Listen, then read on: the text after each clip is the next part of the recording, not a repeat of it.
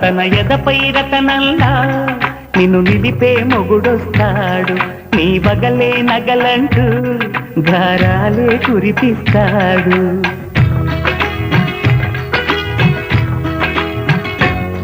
తన ఇంటికి కళ్ళ తెచ్చే మహాలక్ష్మిగా పూజిస్తాడు, తన కంటికి వెలుగిచ్చే మణిదీపం నీవంటాడు.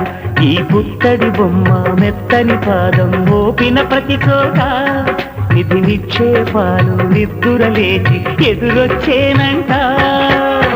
కలలో ఇలలో ఏ కన్నికి ఇలాంటి పతిరాడనిపించి వరుణ్ణి వరముగా ఇవ్వండి.